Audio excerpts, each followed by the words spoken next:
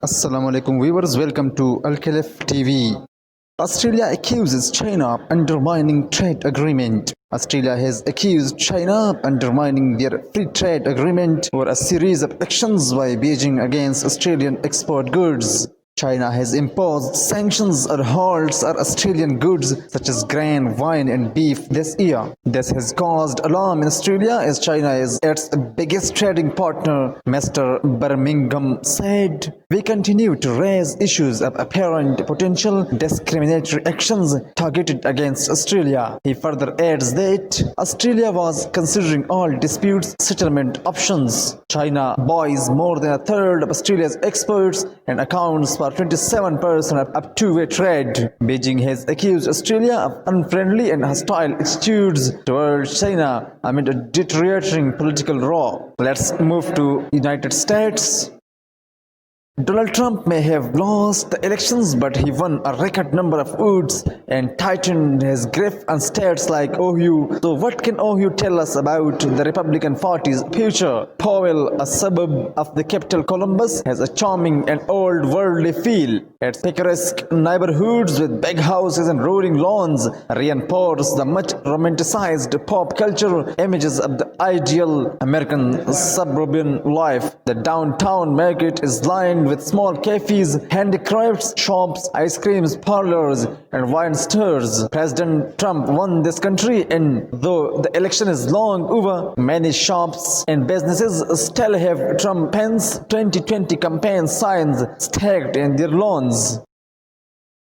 According to a report of United Nations, numbers of displaced people globally tops 80 million in 2020. Despite call for ceasefires and compassion amid the coronavirus pandemic, violence and persecutions have continued to force people from their homes with record numbers now displaced. This is the report of the United Nations. By the end of 2019, 79.5 million people were living uprooted and displaced, including nearly 30 million refugees. That is more than 1% of the world's population. The United Nations Refugee Agency UNHCR on Wednesday said preliminary figures showed more people had been forced to flee in 2020, pushing the number past 80 millions. They further said that we are now surpassing another bleak milestone that will continue to grow unless world leaders stop wars. This is a statement issued by the chief of UNHCR,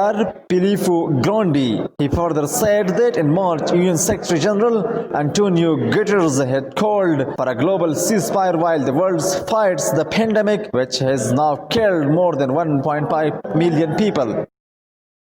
China uses big data to select Muslims for arrest in Xinjiang. A big data program in Xinjiang arbitrarily selects Muslims for detention, flagging behavior such as wearing a veil, studying the Quran, or going to the Hajj pilgrimage as reasons for arrest, according to Human Rights Watch. In an report issued by Human Rights Watch on Wednesday said, the rights group said it analyzed a leaked list of more than 2,000 detainees in Xinjiang's Aksu Prefecture and found that the program, known as the Integrated Joint Operation Platform, also flagged people for their relationships, their communications, their travel histories for being related to someone the authorities consider suspicious. The list provided by Aksu further insights into how China's brutal repression of Xinjiang's Turkic Muslims is being turbocharged by technology. This is said by Maya Wang, senior China researcher at Human Rights Watch.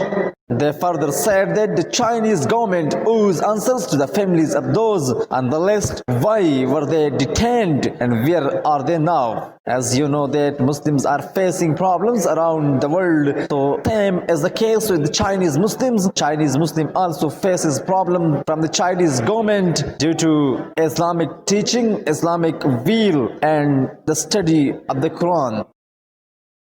Lawyers for Saudi Crown Prince Mohammed bin Salman on Monday evening filed. Lawyers for Saudi Crown Prince Mohammed bin Salman on Monday evening filed a motion to dismiss a lawsuit against him, saying there is no evidence to support claims he ordered a hit squad to assassinate a former Saudi intelligence officials and that he is immune from charges in a US court. The 106-page lawsuit was filed in August on behalf of Saad Al-Jabri, an exiled former aide to former Crown Prince Mohammed bin Naif, a former heir to the Saudi throne who was overthrown in a 2017 palace coup that left Mohammed bin Salman as the country's de facto ruler. Jabri claims he obtained information during his time as an aide as a top intelligence official that could be threatening to Mohammed bin Salman, which motivated the Saudi Crown Prince to organize an assassination attempt against Al-Jabri using the so-called Tiger Head Squad. The lawsuit says the alleged attempt took place 13 days after members of the Tiger Squad were involved in the killing of Saudi journalist Jamal Khashoggi and the Saudi consulate in Istanbul on October 2, 2018. The lawsuit further says that the plot was thwarted when the members of the Tiger Squad arrived at the Canadian border, aroused suspicion of security officials.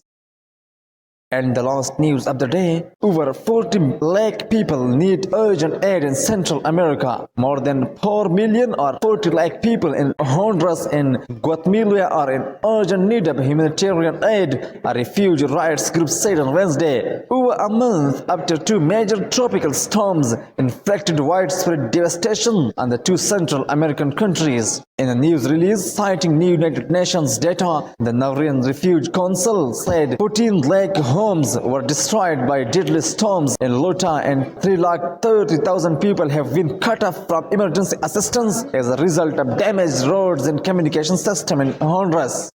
This was all about today. Thank you for watching Al Caliph TV.